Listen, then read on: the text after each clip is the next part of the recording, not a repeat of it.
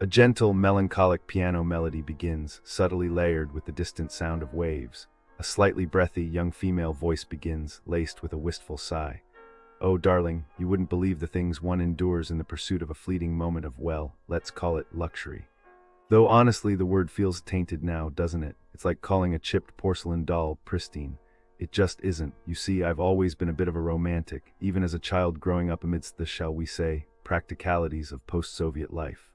My grandmother, bless her soul, used to tell me stories of glittering hotels in old Vienna, where chandeliers dripped with light and every request was anticipated before it was even voiced. Utterly fantastical, of course. But the seed was planted. I suppose that's why I'm always searching for that echo of perfection. A ridiculous notion, I know, like chasing smoke, but I genuinely believe in beauty, in the power of a truly exquisite experience. In Hotel Lapad Dubrovnik, oh, it promised such things. 4 stars, they claimed, 4 stars, as if celestial bodies themselves endorsed this establishment. A slight, ironic chuckle, honestly, the audacity. It started as so many disasters do, with a simple navigation error. You know how it is with those digital maps, don't you? They're supposed to simplify things. Instead, they led me on a positively medieval quest. Road closures, one-way streets twisting like serpents. It was like something out of a M.C. Escher painting. Now, a reasonable hotel, a hotel deserving of even 1 star, would have preemptively warned its guests. A simple email. A phone call, darling, they might have said, there's a bit of a kerfuffle with the roads, here's a detailed map and precise instructions. But no, absolutely not. The piano melody becomes slightly more discordant. They just let me circle for nearly 2 hours, 2 hours in the dark. Imagine it, my loves, a perfectly curated wardrobe, a carefully planned itinerary, all dissolving into a desperate hunt for a parking spot a mile away. A mile at midnight, and the parking naturally cost a fortune, $20 to be precise, just to abandon my car and trudge through the shadows. It's not just the inconvenience, you see, it's the disrespect. It's the implication that my time, my safety, my peace of mind are utterly worthless. It's a lack of consideration, and let's be real, it speaks volumes. Why do people do these things? Is it just indifference? Do they not care? And when I finally arrived, oh, the room. The room was a testament to neglect, a faded echo of what it once might have been. Stains on the carpet, cracks spiderwebbing across the bathroom tiles, chips in the porcelain. It wasn't merely untidy, it was actively sad. It smelled like old things and regret, like somebody's grandma had decided to live in it and hadn't left. You understand, it wasn't about the aesthetics, it was about the atmosphere. You walk into a space and it should embrace you, soothe you. This room, it felt like a silent accusation. The bathroom, oh God, the bathroom. I've seen cleaner public restrooms at train stations. The glass shower door screeched open and shut with a sound that set my teeth on edge, a sound that spoke of rusted hinges and years of ignored maintenance. And there was a gap, darling. So that every shower was a bracing encounter with a cold draft. Honestly, it's just so inefficient. What's the point of a shower if you're going to be shivering the entire time? The towels, thin, scratchy, and smelling faintly of despair. The toiletries. Generic, cheap, the sort of thing you find in a roadside motel. They called it a 4-star hotel. The insult. The music swells slightly, becoming more agitated. It felt... The reality of businesses near Hotel Lapad Dubrovnik *, if you're staying at Hotel Lapad Dubrovnik, hoping for charming cafes, lively nightlife, or even just a decent shopping experience nearby, lower your expectations. Way lower. The businesses around here seem to operate under a shared philosophy. Tourists will come, tourists will pay, tourists will leave disappointed. Let's start with shopping. Shopping *, a word that implies variety, excitement, maybe even a pleasant afternoon of browsing. Around Hotel Lapad, it implies emptiness and false advertising. Dubrovnik Shopping Center is the saddest mirage of retail you'll encounter. Locals avoid it, tourists wander in expecting a bustling mall, only to find abandoned storefronts, a couple of sad cafes, and the crushing realization that their shopping paradise is just a DM and a Benetton. One visitor described it as a * ghost town, which is generous. Ghost towns at least have atmosphere. Here, the only spirit haunting the place is regret. Then there's the dining scene.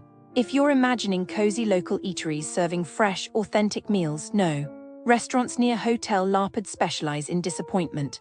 Taj Mahal Old Town, for example, promises fine dining but delivers chaos. Reservations mean nothing, the wait staff somehow both frantic and indifferent, and the food. Small portions, tough meat, and prices that suggest the chef is secretly Michelin-starred. except he's not. One diner waited nearly 2 hours for their meal, only to be served something that resembled kebab but tasted like leather. Another was charged for 2 dishes, received what looked like tasting portions and left still hungry. And if you think, well, maybe I'll just get a drink instead, brace yourself. Cave Bar More is the place to go if you enjoy beautiful surroundings and terrible service. The setting, gorgeous. The experience, like waiting for a drink in purgatory. Visitors report sitting ignored for 40 minutes while staff laugh amongst themselves, watching as newcomers get served before them. One guest was told they couldn't have more than 2 free glasses of water, because apparently hydration is a luxury here. Nightlife isn't any better. Culture Club Revelin might be inside a fortress, but the only thing fortified here is the staff's indifference. VIP treatment, more like very insulting prices €30 just to enter, €29 for a margarita that tastes like battery acid, and a bouncer who seems to think pushing people is part of the ambience.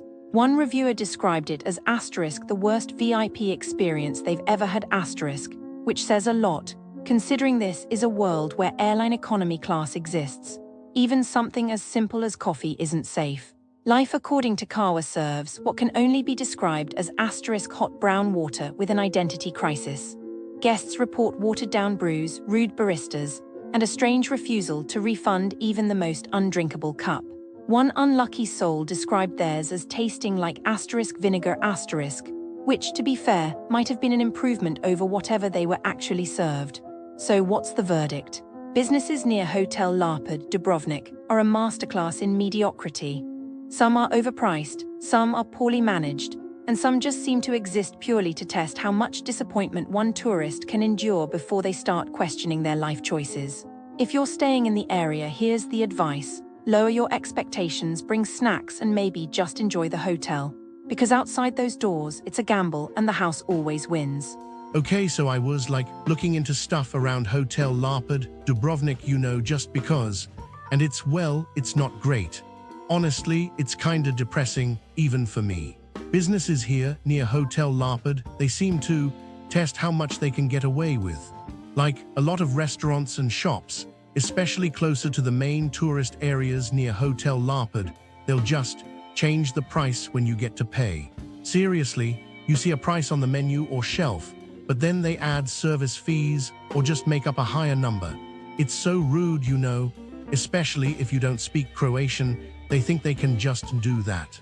I bet the tourists who get ripped off are just so annoyed, probably spend the rest of their holiday feeling angry and cheated. And the shopkeepers, they probably just laugh and keep doing it, thinking they're so clever. It's awful. Then there are the souvenir shops. Near Hotel Lapad, some people hand you a free gift, a bracelet or a flower, something small, but the second you touch it, they scream at you to pay. Like, how can you just do that? It's so aggressive. I think people panic and pay just to get rid of them, but imagine how awful that feels. I bet most of those tourists just throw the bracelet away once they're far enough away, and the shopkeepers probably just find more people to try it on. And there was this thing, a big fraud case. Apparently, some people were arrested for trying to scam like €800,000 in Dubrovnik. They were caught before they could get another €13 million, which is a lot. The police didn't say where they were running it from, but it happened in Dubrovnik. It makes you wonder, doesn't it? Like, what were they planning to do with all that money? I bet they were already spending it in their heads. They'll probably be in jail for a long time, but honestly, it doesn't make up for the stress they caused. Even something simple, like going to a supermarket near Hotel Lapad, can be a problem. People report being overcharged or getting the wrong change, especially if they don't speak Croatian. Or prices are just not shown. It's like they're hoping you won't notice. I feel bad for the tourists. They probably think Croatia is supposed to be beautiful and well